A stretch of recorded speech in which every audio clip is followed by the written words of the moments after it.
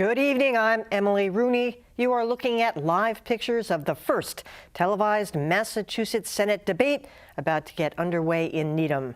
By lottery, it was determined that the three Republican contenders will debate in the first half hour, followed by the two Democrats at 7:30. The format will be a mixture of questions from Boston University professor R.D. Saul and candidate-to-candidate questions covering everything from local to national to foreign policy issues. In addition to this live broadcast, our own Adam Riley is tweeting live analysis at his handle, Riley Adam. This is, of course, a special election to fill the Senate seat vacated by John Kerry after he was named Secretary of State by President Obama. The primary election is just a little more than a month away on April 30th, followed by the general election on June 25th. We now go live to R.D. Saul.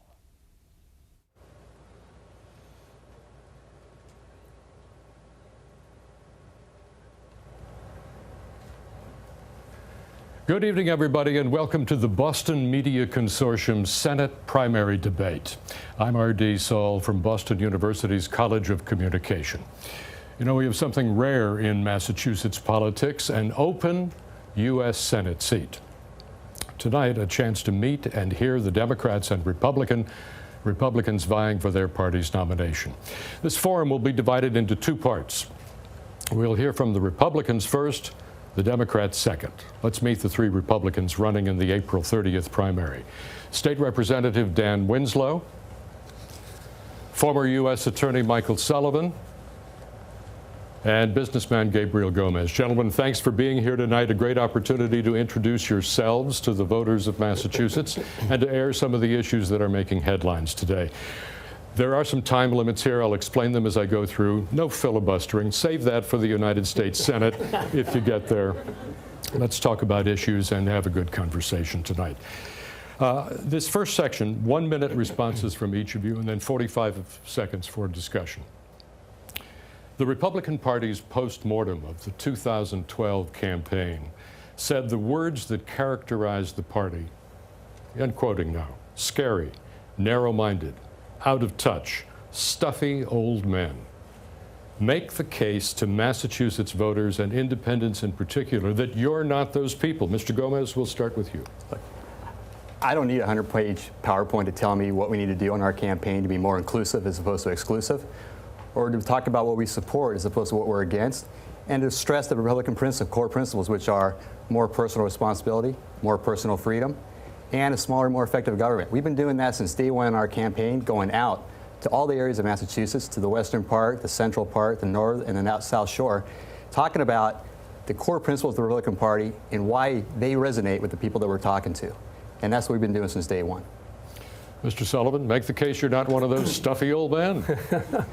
Well, listen, I'm a Republican. I'm proud to be a Republican. I'm proud to be running as the Republican nominee in the Republican primary. You know, the people I'm talking to are concerned about issues around fiscal stability. They're concerned about issues as relates to national security, and they're concerned about issues relating to energy. I think we connect with people best when we listen to them in terms of their concerns. I've had the opportunity to listen in the past, and as a result of that, had the opportunity to serve. I'm excited about going around and listening to people in the Commonwealth of Massachusetts. Mr. Winslow, the postmortem on the GOP. Sure, I'm proud to be a Republican, a member of the Party of Lincoln. The core founding principles of the Party of Lincoln, freedom and respect for individuals and opportunity and responsibility, these are principles that most Massachusetts voters agree with. They just don't associate them with Republicans anymore.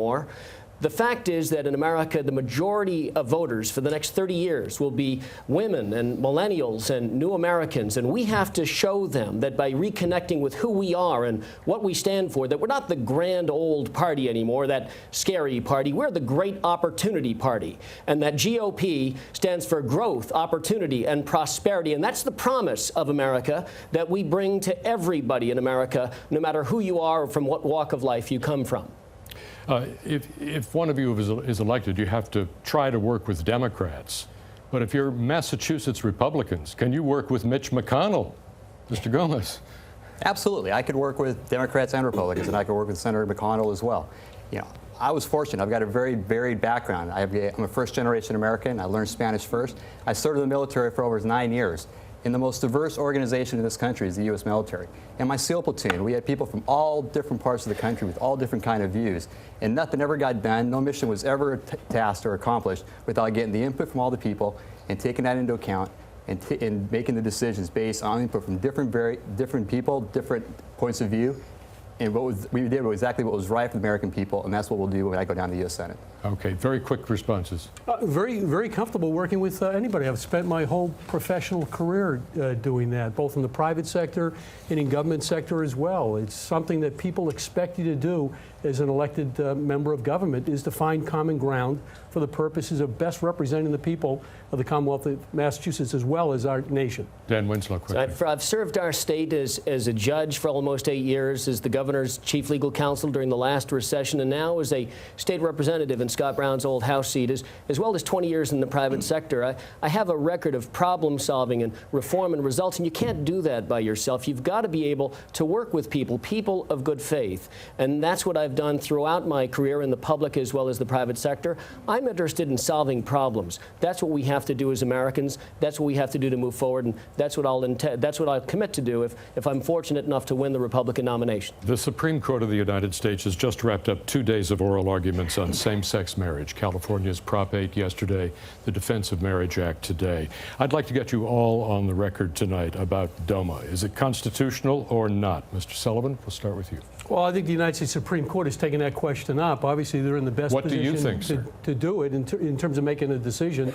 You know, I'm a Federalist by heart. I believe things like the definition of marriage is best left to the democratic process.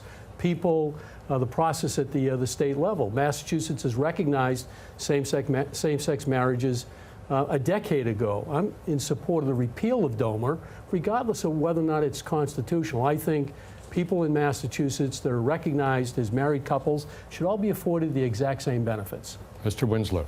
You know, I believe that the government that is best is government that's closest to the people.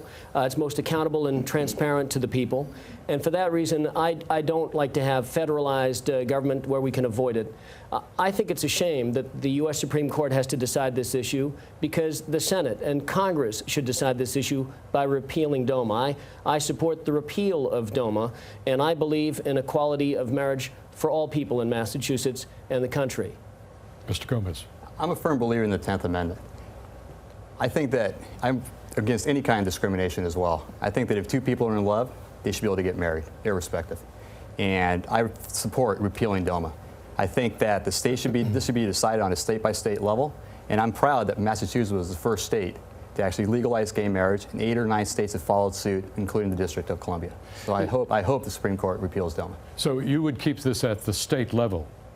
What about any constitutional rights for same-sex married couples at the state level? Can a state say, we're not going to recognize it? Well, how do you have any consistency? Well, I start from the premise that marriage is best defined by the state. From my Federalist principles, the democracy works best when there's an engaged citizenry. And each states traditionally have been able to define marriage, and that's where it works best, is a definition by states to make those determinations. That's where significant social policies are best left to be decided at the state level. Dan Winslow. So I think that this goes to the core values of who we are, equality and freedom.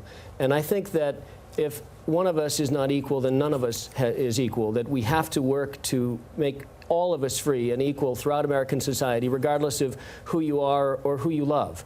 And if I were fortunate enough to earn the vote of the people of Massachusetts and the Republican Party and independents who can vote, as well as ultimately in the June election, I would work to make sure that those principles were followed throughout my time in the Senate. Hey, Mr. Go. This is a state issue, and this is actually coming up on the Prop 8 that's in front of the Supreme Court as well. You know, the people of California spoke. And while I don't agree with what they did, you need to respect what the states decide on a state-by-state issue. And that's going in front of the Supreme Court as well. Well, it's not clear to me where Mr. Winslow's position is on it. I'm not sure if he's saying he's in favor of states making these decisions, or it should be left up to the federal government to define marriage. So well, I'm not sure of Mr. Sullivan's position on marriage from what he said, because I support equality of marriage for all persons. all persons in Massachusetts and throughout the country. And I want to be clear about that. Mr. Sullivan wants to have government intrude into the personal lives of people and something that is so personal about who they get to marry, and I disagree with that, respectfully. Mr. Gomez, you want to check in on that? No, look, I'm very clear on where I stand. I'm against any kind of discrimination. I think that if two people are in love, they should be able to get married. It should be decided on the state level, and I'm for repealing DOMA. And I respect the decision that the people of California made, but that's in front of the Supreme Court. Okay. But I'm against any kind of discrimination. The debate on taxing and/or cutting our way to a balanced budget focuses on entitlement programs, things like Social Security, like Medicare. What's your prescription for cleaning up the balance sheet? How do we save these programs? Mr. Winslow, we'll start with you. Sure. First of all, Social Security is the most successful domestic program in the history of the United States. It's an old house, it needs renovation, but we have to make sure that we preserve the house. And for that reason, in anything that we do, I will commit that anyone who is already receiving Social Security, that anybody who's 55 or older, who's on the cusp of qualifying for Social Security, we have to ensure that that is safe for those people. But we also have to make sure that Social Security is available for future generations, for people right now who are in their 20s or 30s, and we have to make sure that the system is balanced. I believe that we need to have something similar to the Base Realignment Closing Act. That Congress is incapable, it seems, of making complicated actuarial decisions, and I would propose a bipartisan commission to present to Congress for an up or down vote the actuarial fix, that is to make Social Security solvent again so that it's a promise that's kept to all American people. Mr. Gomez, your prescription for Social Security and Medicare. Look, the first thing we need to make sure is that the promise is kept to the people that are currently receiving these benefits and those approaching those benefits as well. I do think that there is a lot of ideas out there that have been discussed that have bipartisan support. What we have down in D.C., unfortunately, is we just have a lack of courage to tackle those issues. I think some ideas that I would support are means testing. I would argue that Warren Buffett probably doesn't need these full benefits on Social Security. And I think also you can have a slow increase in the retirement age. You can increase the age by a month per year for 24 years, and you'd increase it by 2 years over a 24-year period. These are proposals that have been out there, have bipartisan support, and more importantly, have the support of the people of Massachusetts and the American people. What we have, unfortunately, is a lack of courage for people to actually tackle these issues. Social Security, Medicare. Well, first and foremost, I would not defer my authorities and responsibilities as an elected member of the United States Senate to a non-elected commission. I think that's the duty and responsibilities as a senator, and I would be willing to stand up and make some of those difficult and challenging choices. I think saving Social Security really starts with a budget, with a budget that's passed by the United States Senate that's reasonable and begins to address these huge deficits that have been accruing over these last several years and this enormous debt. The budget that was recently passed by the United States Senate was 4 years in the making. And quite candidly, it wasn't worth the wait. It proposes $3.7 trillion worth of spending and $1 trillion worth of additional tax revenue. That does not make sense. So as long as you have these continued deficits growing and this huge debt, Social Security and Medicare will continue to be at risk. Mr. Winslow. Well, there's two funds in Social Security. There's the retirement fund that we're just talking about. There's also the disability fund.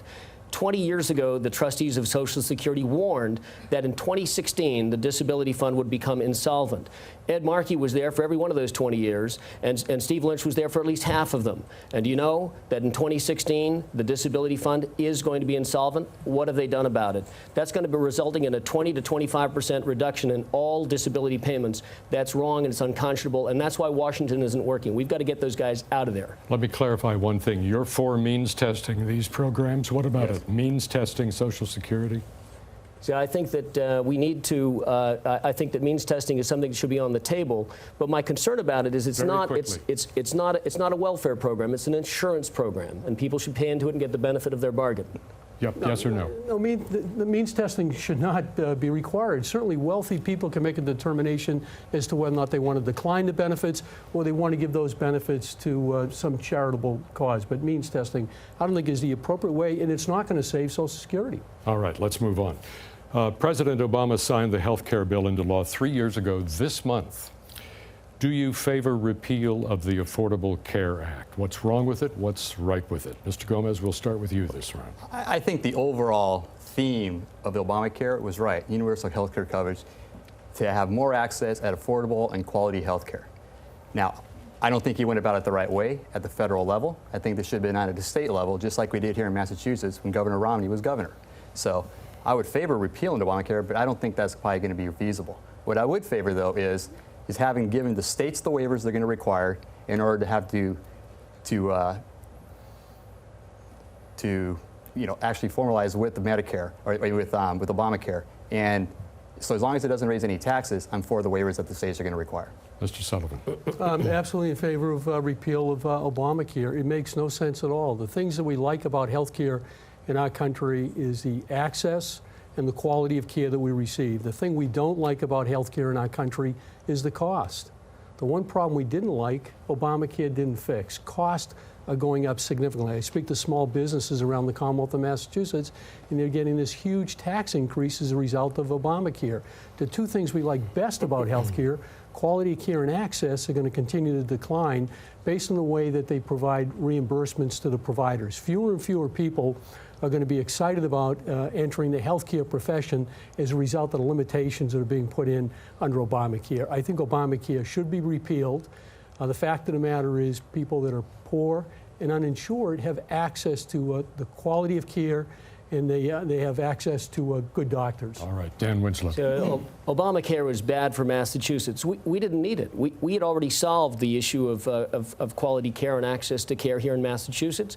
And Obamacare simply layered on federal bureaucracy. It took our government away from the state, where it's accountable to the federal government, where those K Street lobbyists are going to be running roughshod over our rights. It imposed taxes on all of us. It's not affordable. And it also imposed taxes on our medical device industry, which is going to cost us jobs in Massachusetts. I've proposed something called excel and exempt. If a state has met the level of excellence, that the federal government has specified, the state's automatically exempt from Obamacare and automatically exempt from all of the taxes of Obamacare. And next week in the House of Representatives, I've proposed a plan for the state plan to reduce the cost of health care for all people in Massachusetts, individuals and families, by 25%. It's called Mandate Light. I'll be testifying on it next week in the State House of Representatives. I want to come back to this if time permits, but I want to move on to the next section of our forum this evening, and that's candidate-to-candidate questions. The way this will work, brief question, 1 minute to answer, quick follow-up question if you want, and a rebuttal. We'll start with Mr. Sullivan to Mr. Gomez. Great, thank you. Gabriel, every time that you mention you're a first-generation American and you served in the Navy, I think of my father. Thank you very much for your service. Thank you, Mike. It was an honor. It was an honor. In all the work you've done, can you describe the largest budget that you've had to manage? And I'm not talking about your household budget. I'm talking about a budget in the private sector that you've had to manage, and the amount of cuts that you've had to make in a budget that you had to manage. Sure. I mean, in the private sector, in the industry that I was in, we invested in a lot of companies. They were small, medium, and large. Companies as large as $2–3 billion in revenue. I sat on the board. We're responsible for the budget of that board. We're responsible to make sure that that company grows and be successful. So as a board member, we were responsible for managing that budget of over $3 billion and also managing to make sure that the company was operating effectively and be able to grow and be successful. Other than on a board, did you have an opportunity to manage any budgets at all? What I have to offer is I've had a lot of leadership experience. I've served 9 years in the military as a Navy pilot and as a Navy SEAL. I have 16 years in the private sector, actually helping companies grow and be successful. What we've heard consistently on the campaign trail is that people don't want somebody who's been in politics for a good part of their life. They also want somebody who has actually had experience helping companies grow and be successful, understands how the economy works, understands what the impediments from the government coming down, why companies are right now not hiring, why they're not investing in their people, and why they're not investing in their company, why there's too much uncertainty. That's what I've experienced, and I've got a leadership experience, and I've been effective my whole life. All right, our half hour is flying away. Mr. Gomez to Mr. Winslow. Sure. I'm not here to ask questions of my fellow candidates to try to tear them down or to put them on the spot. However, I do have questions for Congressman Markey and Congressman Lynch that are outside. You have to run against these two fellas first. I understand. I understand. But I think that the people of Massachusetts want answers to: do Congressman Markey and Congressman Lynch actually favor the budget that just came out of the Democratic Senate that never balances and has $1 trillion in tax increase. You'll have a chance to ask them that question if you're the Okay, nominee Dan, of the Republican Dan, Party. Dan, Do you have a question Dan. for Mr. Winslow? Sure. Dan, do you think Congressman Markey and Congressman Lynch should have to actually answer the question of whether or not they support the Democratic budget that just passed through the Senate for the first time in 4 years, where it never balances and it has $1 trillion tax increase? And do they really think that in today's economic recovery that it's the right thing to do to raise taxes? Gabriel, I guarantee you that Steve Lynch and Ed Markey would have voted yes for $1 trillion tax increase, and until they say otherwise, that's my position. And the fact of the matter is that that vote was 50 to 49 in favor. If I were in that U.S. Senate, I would have been the vote that turned it the other way around, 50 to 49 against, to be able to have our taxes spent wisely and well and to get the federal budget under control. So speaking on behalf of Ed Markey and Steve Lynch is not within my capability because I don't understand them. But what I do understand is that we're not going to change Washington by sending the same entrenched Democratic congressman down to Washington, only in the Senate this time, and expecting a different outcome. It's just not going to happen. We need to get one of us, and by the way, any one of us is better than either one of them. I just hope that I'm the one that earns that right from the Republican primary. Let's stick with the Republican primary. Mr. Winslow to Mr. Sullivan. Mike, as I've gone around the state, I hear time and again from families and taxpayers and individuals how worried they are about the federal deficit. It's a drag on our economy. It's something that is going to be a drag on future generations. What are 3 specific things, if you're elected, that you would do to reduce the federal deficit in the United States? Well, as we know, the federal deficit has continued to grow under the Obama administration. What a lot of people don't realize is prior to this administration, there were only 2 years in the history of our nation that the annual deficit exceeded $400 billion. Since this administration came into office, those annual deficits are close to $1 trillion. And the budget that the Senate just passed adds additional deficit and additional debt, where it will accrue to about $23 billion. I'd start with waste. And we know that there's tremendous waste in the government. The Government Accounting Office suggested that somewhere between 3 and 5% of federal spending is lost to waste. I mean, the fact of the matter is our senators are careless with regards to being good stewards of the taxpayer's purse. And as a senator, I would be vigilant in terms of identifying all that waste in the federal government. Dan, follow up? What are the other 2? What are the other 2 specific proposals to reduce the federal deficit? Well, I think you're going to have to reduce spending across a number of the departments. I did it, Dan, when I served there. I served in the Department of Justice in senior leadership positions. We were called upon to reduce our budget on several occasions, particularly to support the war effort. And we did it gladly. And it didn't affect the overall mission of the agency. The one area I would not cut is I would not cut any funds that would put any of our men and women in uniform in peril. They obviously doing a very important mission, and their safety and security is critically important. All right, let's move on. We'll go back to our earlier format, a question, 1 minute for each of you, and a little time to mix it up. The topic is abortion. The 2012 Republican platform says, and I'm quoting here, "The unborn child has a fundamental individual right to life which cannot be infringed. We, the Republican Party, support a human life amendment to the Constitution and endorse legislation to make clear the 14th Amendment's protections apply to unborn children." Do you agree with your own party's position, Mr. Sullivan? Well, I'm pro-life. Certainly I've been pro-life my whole life. I don't recall a time that I wasn't pro-life. The only time people were curious or interested in my position is when I decided to run for public office. I think as a nation, we respect life, and I'll do whatever I can, obviously, to protect life. It's not lost on me that the fact of the matter is there are 2 lives involved. It's the woman's life and it's the unborn child's life. And I think as a country, we have to do everything we possibly can to support women that sometimes find themselves in a situation that they think is a crisis, to make sure that they're getting all the education, information that they need to make the best decision that they can make.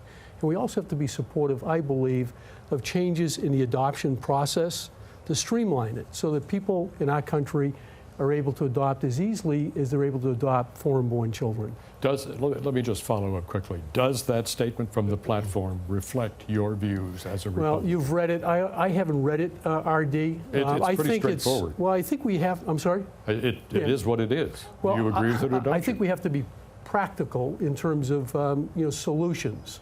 And the fact of the matter is a constitutional amendment requires a 2/3 vote in both houses of Congress. We can't get 2 members down there right now to agree on which day of the week it is. It requires a 3/4 vote by the states. I mean, that's the democratic process. The Okay, point made. likelihood. We've got 5 minutes left in the half hour. Mr. Winslow, just same question. Yeah, I'm a big tent Republican when it comes to social issues. I'm pro-choice.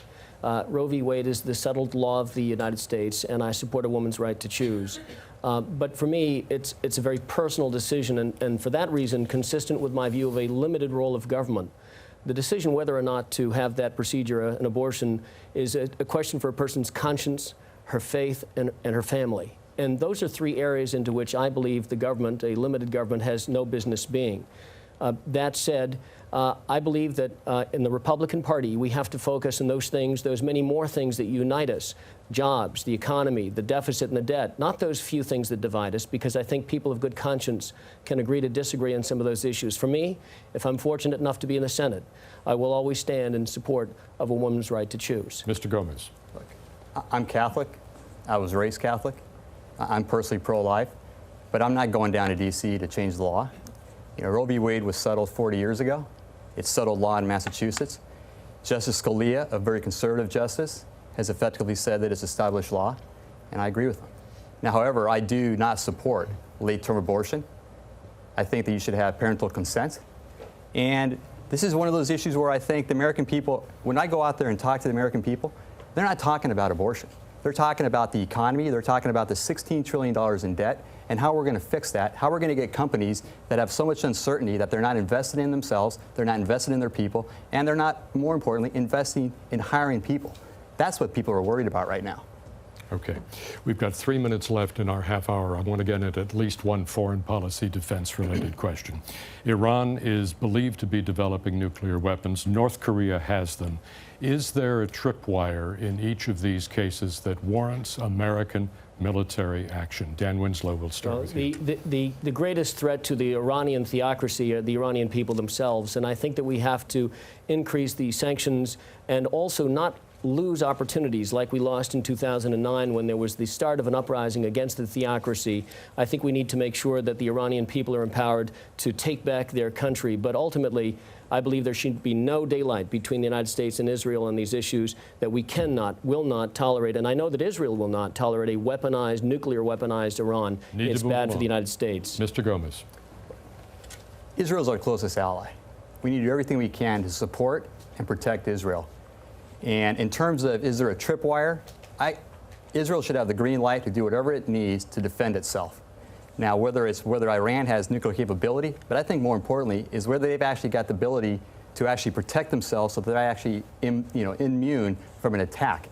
If they get to the point where they can actually protect their weaponization, then I think that's a tripwire to actually give Israel the necessary means and the green light to do what they need to do to defend themselves. Mike Sullivan. Yeah, I mean, absolutely, there needs to be a tripwire, and I'm confident that there is a tripwire. I suspect there's a tripwire that is put in place by the Israel, and it should be. I've had the opportunity to do work with counterparts in Israel during my national security work, and the fact of the matter is they have to make sure that their national interest is protected. And as our greatest ally in the world, we have to make sure that we support them in every measure as well. Let me get in just one very quick one. Ben Bernanke's term is up in 2014. Does he warrant another one? Start here. You know, I think that's up to in the Senate to confirm. It's up to you if you're in the Senate. You know, does he deserve another term? I'd like to see somebody different in there. Yeah, I would say no. I mean, we're not on a good path, and the economy continues to struggle. So I would say no. Yeah, I would say no, and I'll post on danwinslow.com next week the reasons why. All right. Gentlemen, thank you very much. That's the first half of our Senate primary debate this evening. Our thanks to Republicans Dan Winslow, Michael Sullivan, and Gabriel Gomez. Coming up next, Second half of our debate this evening, we'll meet the Democratic candidates. We're back with them. More questions, more answers, more policy issues to discuss. The Senate primary debate, the consortium debate, continues in 60 seconds. All right, I'm Emily Rooney, and as moderator R.D. Saul just noted, this is the midway point in our live hour-long Massachusetts Senate debate. We just heard from the Republicans, and as you can see, they are now putting microphones on the Democrats. All right, so a couple of highlights from the first half hour. On the first question about the GOP being out of touch, only Dan Winslow grabbed the opportunity, saying his party needs to be more inclusive. I felt that Gabriel Gomez kind of missed that opportunity. He could have said, just look at me. I'm the new face of the party. All three agreed the Defense of Marriage Act should be repealed. On President Obama's Affordable Care Act, Dan Winslow and Michael Sullivan said repeal it. Gabriel Gomez said no. Gomez was speaking very, very clearly. Dan Winslow, who is incredibly articulate, came off as a bit of a technocrat, I think. But Michael Sullivan appeared to be mostly appealing to social conservatives and used his words, chose them very, very carefully. We now are going to rejoin moderator R.D. Saul with the Democrats.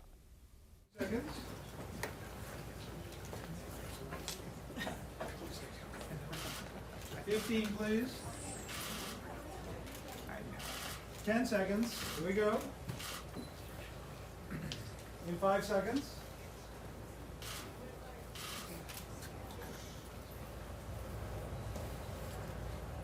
Welcome back to the second half of the Boston Media Consortium Senate primary debate. We turn our attention now to the two Democrats in this race. Let's meet them. 8th District Congressman Stephen Lynch and 5th District Congressman Edward Markey. We'll begin, gentlemen, with questions directed to both of you. 1 minute to respond each, and then a little time to mix it up. And I'll remind you, the filibuster is something you save if elected to the United States Senate. So I will hurry you along. A lot to try and get through in this half hour. Capitol Hill is gridlocked. Congress's job disapproval rating is 80%. The people's business is not getting done. Why should the voters of Massachusetts think that two incumbents, more than 30 years on the Hill, more than a decade on the Hill, why should they think that two incumbents are the answer and not the problem? We'll start with Mr. Markey on this. Well, anyone who knows me knows that I take on the tough issues and I get results. I've passed dozens of bills with Republicans, bipartisan. They're now the law of the nation. I want to take my experience over to the United States Senate in order to make that institution work better. We've just lost 75 years of experience with John Kerry and with Ted Kennedy. I took on the NRA and their attempts to keep Chinese assault weapons from coming to the streets of our country. I was successful in keeping those guns out of our country. I was successful in passing bipartisan legislation that broke down the monopolies that unleashed a telecommunications revolution that led to tens of thousands of new jobs being created here in Massachusetts. I'm leading the effort on a clean energy revolution that is now one of the top new job-creating sectors in the Massachusetts economy. I'm running for the United States Senate because the Tea Party Republicans in the House are paralyzing our government. Over in the Senate, we can get things done and paradox those Republicans who are controlled by the Tea Party over in the House of Representatives. Mr. Lynch, a minute. Well, R.D., thanks for having us. I want to thank Ed for attending as well. I think your question was about how do you get people to work together? And I think one of the problems we have in the Senate right now that I could help with is it's the same as in the House. You've got people in a hard position on the hard left for the Democrats and the hard right for the Republicans. And sometimes the party positions solidify that intractability. I think people know my record is that, hey, I don't work for Nancy Pelosi and I won't work for Harry Reid. I've taken positions that have been outside the direction of my party, try to cross the aisle when I can. There is a difference between compromise and surrender, however, and I do agree with Ed on the one point that sometimes the intractable positions taken by the hard right, especially with Tea Party members, really leave us no alternative. All right, let's move on. The health care reform bill was signed into law 3 years ago this month. Congressman Markey, you voted for it. Congressman Lynch, you voted against it. Explain those votes. You're both looking at the same testimony, the same background information. How did you come to different conclusions? Mr. Lynch, we'll start with you. Sure. There were three major flaws with the Affordable Care Act. One was it gave an antitrust exemption to insurance companies, which allows them to keep prices very, very high and allows them to act in restraint of trade. The second thing that the Affordable Care Act did was it took away the limited amount of competition that we had with a public option, which allowed states to go out and actually create competition in the insurance industry by offering low-cost plans. The third flaw in the Affordable Care Act was it piled taxes upon taxes upon taxes upon health care. And so now we have a situation where employers are running away from their health care obligations. It was a very flawed bill, and we missed a real opportunity to create real health care reform. Mr. Markey. Yeah, the vote for President Obama's health care bill was the proudest vote of my career. It ensured that if a person has a pre-existing condition, that they cannot be denied health insurance, that every child in America would have health care, that if a person in a family became ill, that family did not become bankrupt. This was a critically important historic bill that Ted Kennedy had been fighting for a generation. Every Republican in the House of Representatives voted no on that bill. Every Republican running for the Senate of Massachusetts this year is saying they would kill Obamacare. Steve, when that vote came up, you were wrong when you were needed most on that bill. That was the only option we had, to support President Obama and to put that bill on the books. Rebuttal? Sure. What we did there was wrong. We had one opportunity to provide good health care reform. Here's how it was. In the negotiations with the health care companies and insurance companies and the pharmaceutical companies, what we wanted was affordable health care with wide access, good quality health care. What the insurance companies wanted, they wanted 31 million new customers. We gave them everything they wanted in that bill. And it was like a hostage situation where we not only paid the ransom, but we let the insurance companies keep the hostages. Now we're in a tough spot. We're in a tough spot. You're supporting repeal of sections of the Affordable Care Act that you voted for because now you realize that the medical device tax is killing our manufacturers in the states. So more and more people who voted for it are now picking all these bad sections out of the bill and saying, oh, we didn't like those really, but we voted for them. Let's let this breathe. Mr. Markey. Thank you. Well, again, from Harry Truman through Ted Kennedy, we fought hard as Democrats for national health insurance. That bill was the only bill on the House floor. Scott Brown had just won the Senate seat. So we only had that bill. And all those protections, pre-existing conditions, every child covered, seniors covered for prescription drugs, women not discriminated ever again so that they have to pay more than men, all of that was in that bill. And the Republicans are going to try to repeal it. And I want to go to the Senate to make sure they do not repeal that historic piece of legislation based upon Massachusetts law. Just very quick follow-up. Are you, in fact, in favor of repealing or changing sections of the ACA, of the Affordable Care Act, as written? As long as those repeals do not in any way harm poor people or middle class in our country. And Mr. Lynch, would you vote to repeal the Affordable Care Act? No, I'd vote to fix it, though, and it needs an awful lot of fixing. We've lost all our leverage, as I've explained. We've already given away everything to the insurance companies. They now have the 31 million new customers, and they don't want to come to the table. Point now. made. We missed that opportunity. I want to move to abortion. Over the years, your respective positions on abortion rights have changed. Mr. Markey, you first ran for Congress with the support of anti-abortion groups. In the 1980s, you changed. Mr. Lynch, you say there's a constitutional right to abortion, but call yourself pro-life. I'd like you to discuss how you came to the positions you have today. And we'll start with Mr. Markey on this one. Thank you. Well, I'm proud to have the support of Planned Parenthood and NARAL in this race. For 30 years, I have been a consistent supporter of a woman's right to choose. I believe that A woman should make that decision only in consultation with her physician, her family, and herself. And it's something that I believe has to be protected at all costs. And for 30 years, that has been the position which I have taken.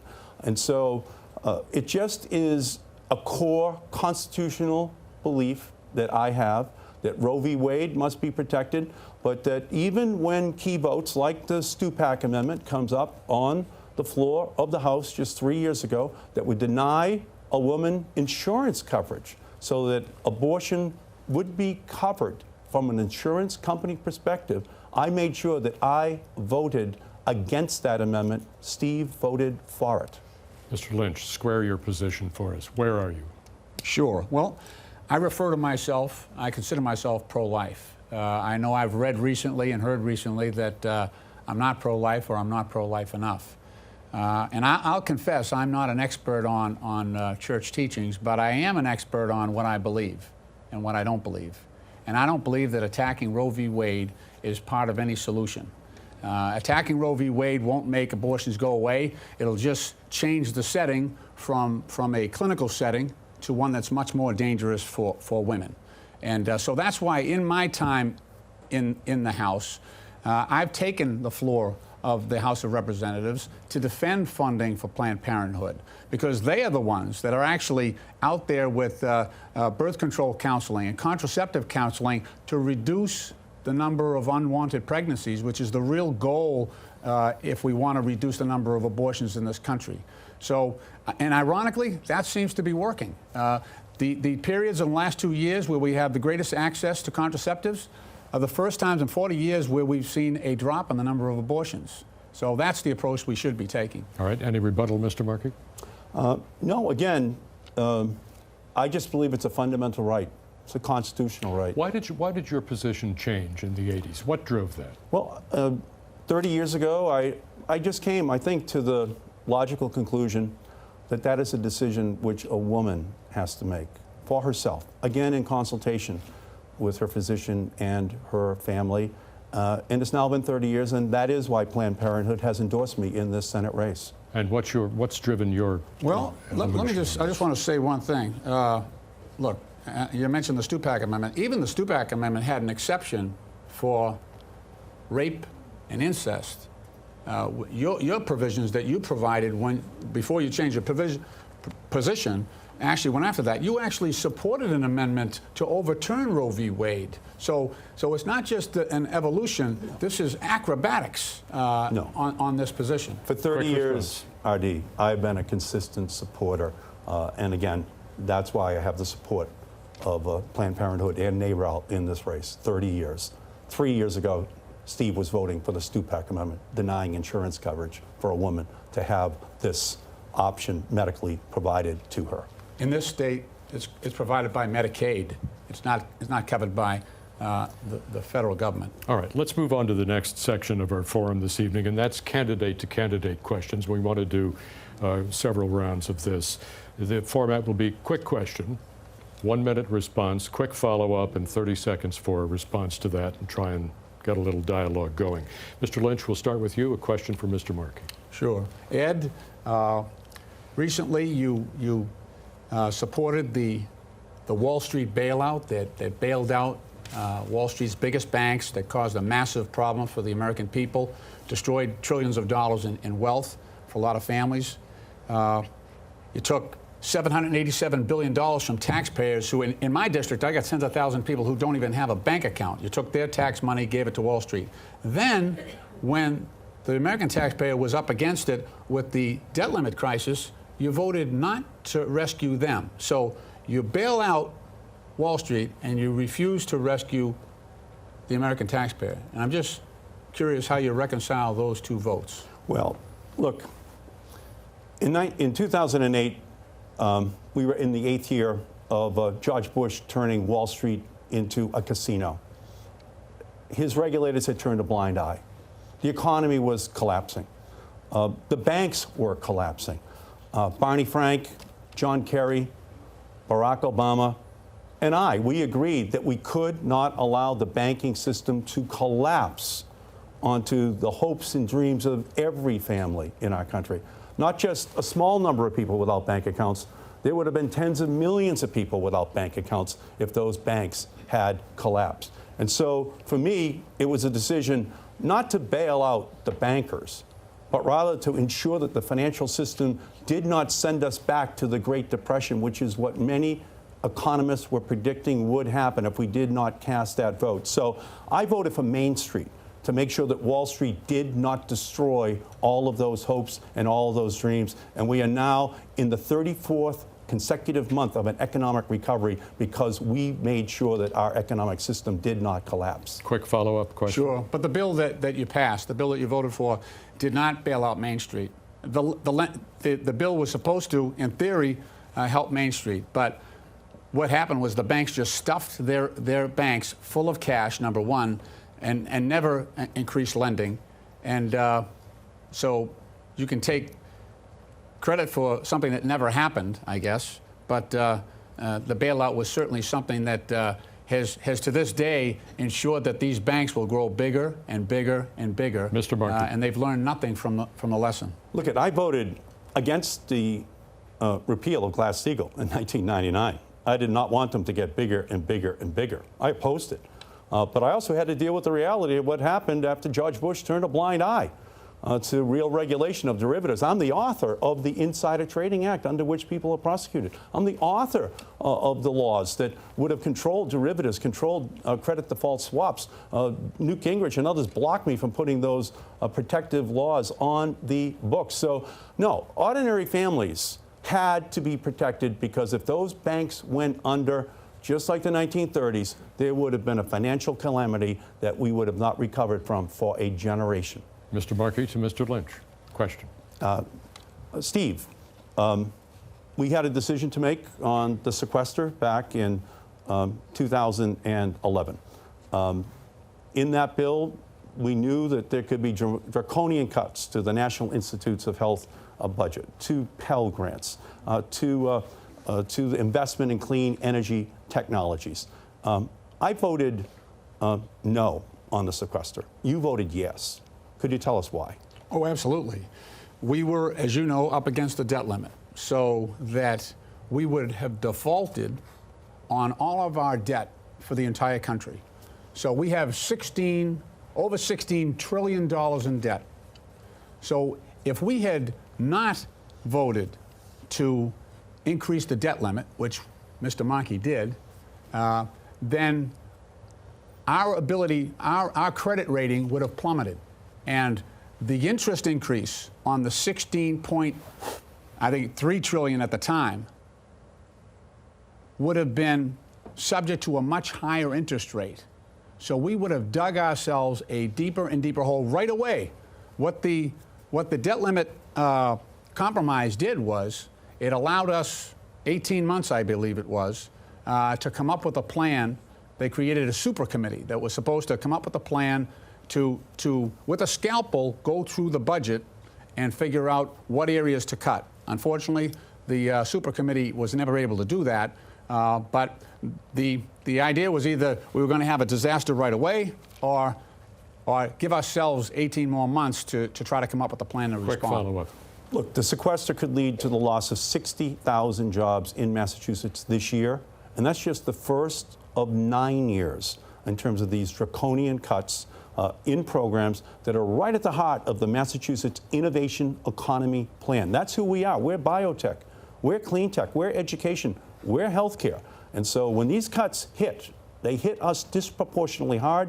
They are going to hit our economic growth. They are going to hit us where it hurts most, which is this future-oriented economy which we have, which is going to be seriously harmed by sequestration. 15 seconds, Steve Lynch. Well, that's contrary to what you actually did in the Affordable Care Act, because you put such a tremendous tax on medical device manufacturers that the medical device manufacturers in my district are looking at expanding in Ireland, because the taxes that you put in are so high they become confiscatory. So that's become a real problem as well. Mr. Lynch, a question for Congressman Markey. Sure. Ed, in addition to bailing out the Wall Street banks, you also voted for NAFTA that shipped hundreds of thousands of American jobs over to Mexico. Didn't do much for Mexico either, because they're still struggling. And most recently, you sided against the local fishermen in Gloucester and New Bedford. And it just seems to be a pattern where and it happens in the telecommunications industry too, where you're siding with the big guys against the little guys. I mean, our local fishermen, those are small businesses too. And you're the only member of the Massachusetts delegation that did not support pushing back on the catch limits that are putting them out of business and allowing these big multinational corporations to actually control the whole food source, in our fishing areas. So, Okay. What's up with that? We've got the issue. Okay. Well, I was just out on the House floor with John Tierney and Bill Keating just 6 weeks ago, trying to get an amendment on the floor to bring disaster relief post-Hurricane Sandy to all of the fishermen in Massachusetts. I didn't see you out there during that debate, during that effort to have that vote on the House floor.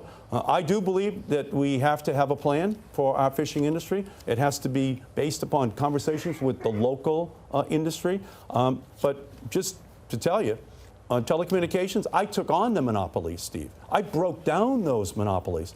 Breaking down those monopolies in the 1996 Telecommunications Act unleashed $1 trillion worth of private sector capital that has created thousands of jobs. Yes, you know the names Google and eBay and Amazon and Hulu and YouTube and Facebook and Twitter, but there are thousands of other companies, many of them here in Massachusetts, whose names we don't know, that are the heartbeat of the new innovation economy here in the state of Massachusetts. And I'm very proud of taking on those monopolies, because that was stultifying our ability to be the engine of innovation growth for Massachusetts and for our country. I want to make sure you each get 2 questions. You've had 2 questions. Mr. Markey's had only one. Yeah, We're tight on time here. Okay. Well, I just want to say, look, the fishermen quick. don't want disaster relief. They just want to fish, number one. And if you think that we've controlled the monopolies in telecommunications, I want everybody at home right now to go over and open up your cable bill and take a peek inside. Read that cable bill. Do you think you're being treated fairly there by the telecommunications industry? Look, let me just say that when I passed my bills back in the 1990s, people did not pat their pockets to make sure they had their mobile device with them, that they had a smartphone, that they had all of these new information technologies. And by the way, that revolution is now wrapped around the world. It's only 17 years. I'm very proud of that. All right, I want to make sure you get your second question. Sure, thank you. Steve, you're a real champion for the VA. I'm concerned about what could happen to our veterans coming back from Iraq and from Afghanistan. Could you tell us how you view what the solution has to be to make sure that the care is there for them after they've served our country? Well, thank you. Thank you, Ed. That's a very kind question, and you're a gentleman for asking that. As you know, when I first came into office, one of the first receptions that I had, Ed was there, Ted Kennedy was there. He said, he said, congratulations, Ted Kennedy said, you've been assigned to the Veterans Affairs Committee. And he said, that's the good news. He said, the bad news is they want to close all 3 of your VA hospitals down, the one in West Roxbury, the one in Jamaica Plain, and the one in Brockton. I'm happy to say now, with the help of not only Ed Markey, but also the other members of the delegation, and Senator Kennedy and Kerry at the time, we were able to push back. And now not only aren't those 3 hospitals open, but they're all being expanded. What we're missing right now, though, to your point, Ed, is we're getting a lot of our sons and daughters coming home from Iraq after 3, 4, 5 tours of duty, and we're missing something. We're not correctly diagnosing the PTSD, and in some cases the TBI, the traumatic brain injury, and that is a crisis that is just on the horizon that we haven't really dealt with yet. And I think the answer is we need more funding, better diagnosis, and better focus on those veterans coming home. But Quick, thank you for your question. Very quick. Yeah, thank you. We fought 2 wars. We did not pay for those 2 wars. We just, put it on the cuff. And that was wrong. They're the first wars we did not pay for. but I agree with Steve. The one thing that we should obligate ourselves to paying for is the care for these veterans, for their retirement, for their health care, for their rehabilitation, for their employment. And we should not shortchange any one of these veterans. And I honor Steve for his work in that area. All right. Any response, or are we there? No. Okay, good. Let's move on. I want to talk about the economy a little bit. Unemployment is easing. Real estate coming back. We saw the story in the Globe this morning. Stocks are up. Those are all good signs. But working and retired folks with savings accounts have in effect subsidized this recovery because of low interest rates. Is it time to take the foot off the gas pedal, let interest rates inch up, even if it affects the pace of the recovery? Mr. Lynch. Well, I'd like to believe all that the economy is doing well, but that's not the case in communities of color. That's not the case in communities of color. If you go to Fall River, if you go to Brockton, Massachusetts, last week I did a walk through Dudley Square. There's some construction there, but I need to see more folks from the neighborhood, more people of color on those jobs. If you look at the unemployment rate among people of color across our state, the recovery may be reaching Wall Street. It may be reaching State Street, but it's not reaching Blue Hill Ave. You know, we had an opening of my headquarters, my campaign headquarters, on Blue Hill Ave. And I've been meeting with a lot of the black ministers over the past few months. And the unemployment is exceedingly high in those neighborhoods. So I think we need to keep working at this because the recovery is not here. I guess it means we need to keep rates low to give those families a chance to catch up as well. All right, interest rates, should we let them drift up? RD, we have still an economic crisis for many in this country. 44 million Americans live in poverty. That's $22,000 for a family of four. 16 million children live in those families. So, no, we cannot raise interest rates at this point in time. 27% of African Americans live in poverty today. 27% of Hispanics live in poverty today. And sequestration is going to actually serve as a brake upon economic recovery. It is going to cut economic growth. So we need low interest rates to serve as the antidote to sequestration, or else we are going to see catastrophic economic conditions unfold in our country. We're down to about 3 minutes. Very quick, yes or no question for both of you. Chairman Bernanke's term as chairman of the Fed is up in 2014. Has he earned another term, Mr. Markey? In my opinion, yes. Mr. Lynch? Look, he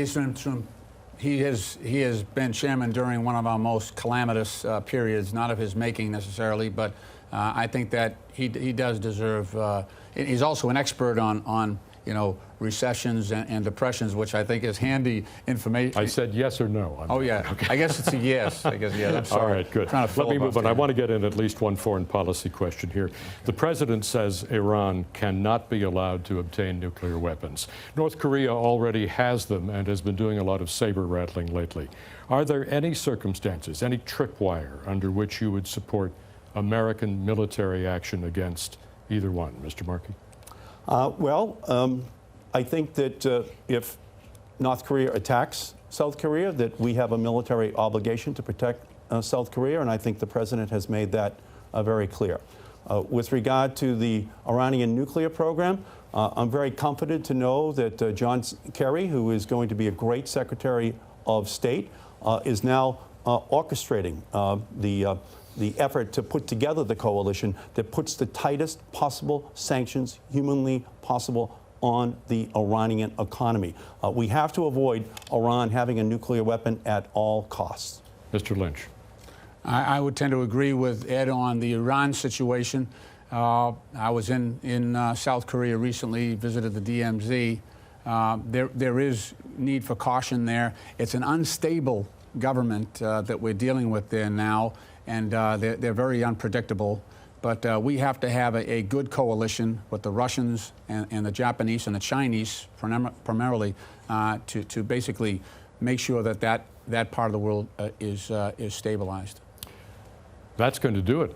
The half hour flew by. Thank you both. Our thanks to Democratic Congressman Ed Markey and Stephen Lynch for their participation tonight. And to the three Republican candidates for Senate, Michael Sullivan, Dan Winslow, and Gabriel Gomez. They also were in our first half hour. Remember, there's just 5 weeks to go until the primary, April 30th. I'm R.D. Saul for the Boston Media Consortium. Thanks for joining us tonight.